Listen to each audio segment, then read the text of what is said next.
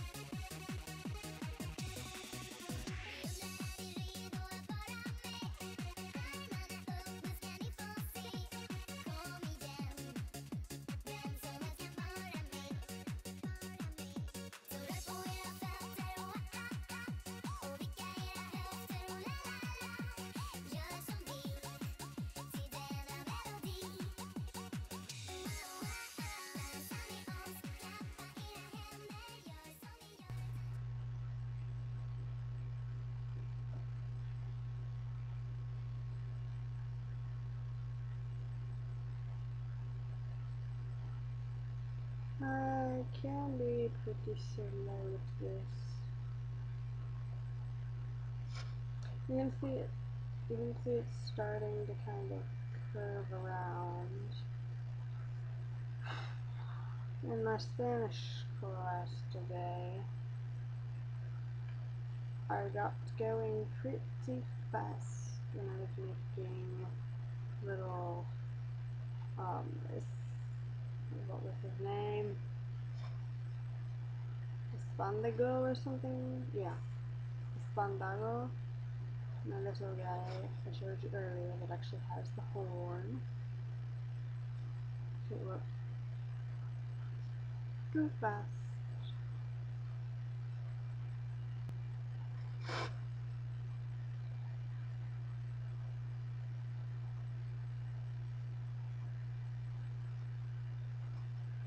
And we're going to continue to do this part until our unicorns are the length that we want them.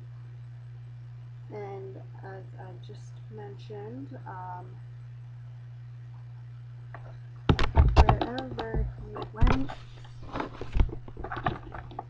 this little guy's name is Espandado because I made him in the Spanish class.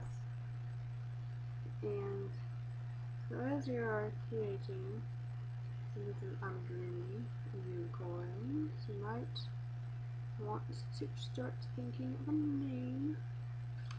Just maybe.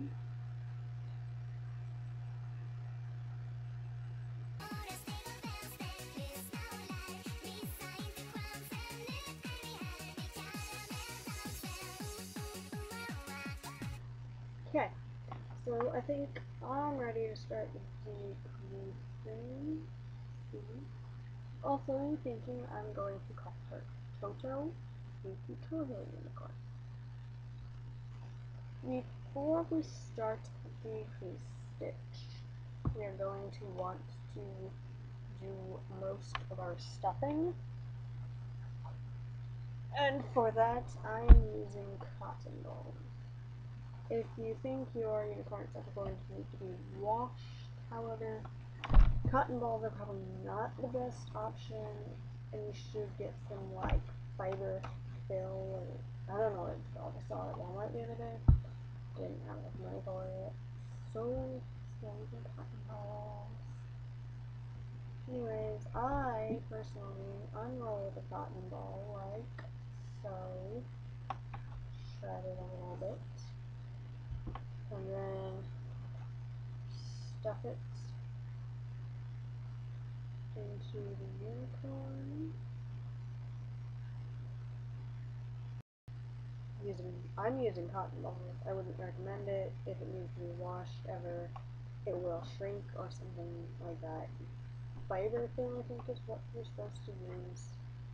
I saw it for like $3 for a bag like this. Oh, other hand. This big at Walmart the other day. So it's not that expensive. So I'm still using cotton balls. I unroll and I shred and I stuff like so. Sometimes with a second crochet hook until desired thinness and possibly a little extra so you can squish it around once you do your decrease stitch, which is basically similar to the increase stitch and everything else we've been doing, except instead of going every one now, we just want to go every other, and it will get smaller and smaller and smaller until you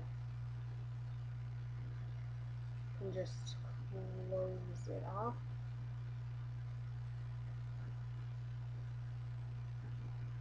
And we will show that in a minute or so. Okay, so when you're done, it should look about like this.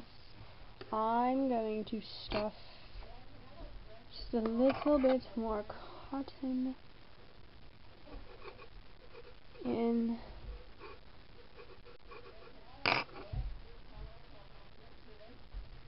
before I close it all the way. And to close it, I just pull a loop through like normal. Then we get our skizzes, snippity nip, and pull it through there to make a little knot like that. And for good measure, I usually stick in somewhere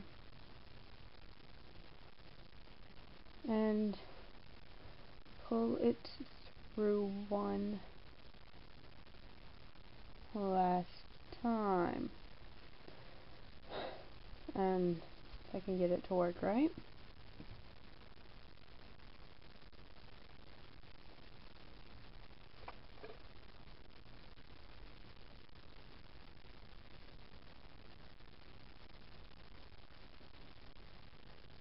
Like that. So then I have there and there. Through here one more time. And tie it off. Then you can snippity nip your little extra part. And you have the body. You can whatever you wish to make the shape you're looking for. And then we move on to the horn. This is where anyone who really crochets might get a little annoyed with me. But for the horn, we're going to start it off in the exact same way we started the last one.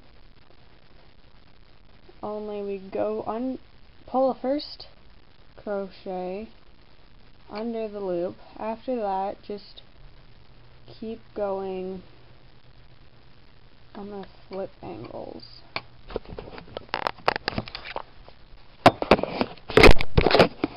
Perhaps. just keep once and once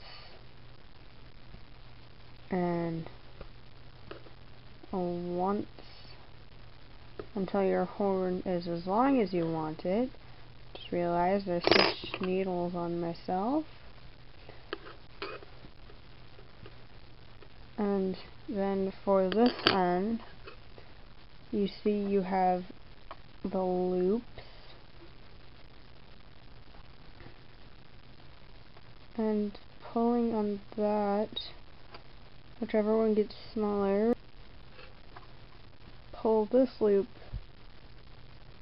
down first, and then take him through here to give you a nice little end, and leave the extra on, or at least most of it. And then we have this little chain. So what we did before, we're going to go into these loops, just back down, I believe,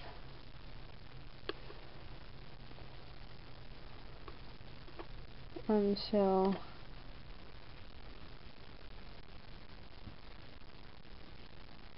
we end up with what we're looking for.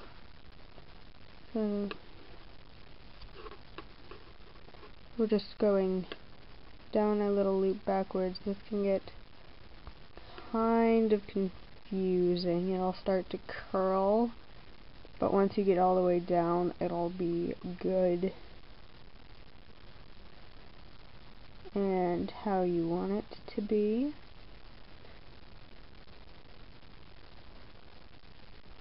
And this determines the thickness of your horn.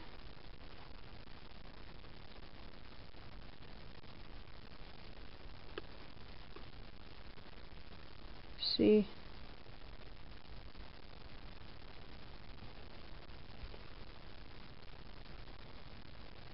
So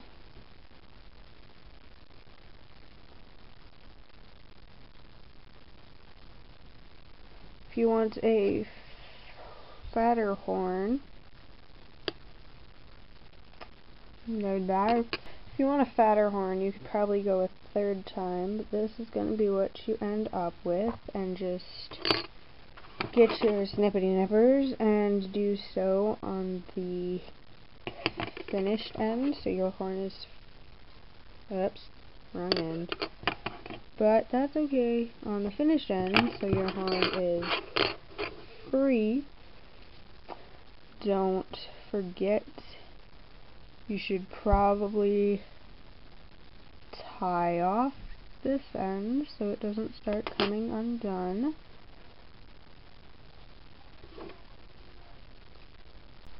Now you've got your horn with your two little ends, and that is what we are going to use to tie into the unicorn. So just like normal, find somewhere. Yeah, this won't leave too big of holes. Take your front end, loop her on through.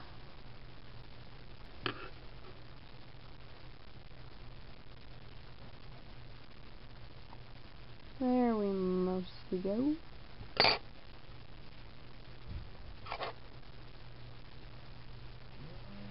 You've got the front of your horn.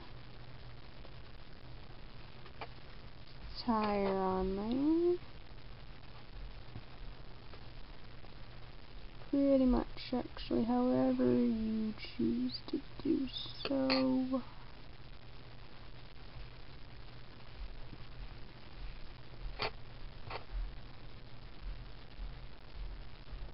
And we're going to do the same with this end. Try to keep them lined up, otherwise your horn will be kind of crooked and people will laugh at it like they did with him.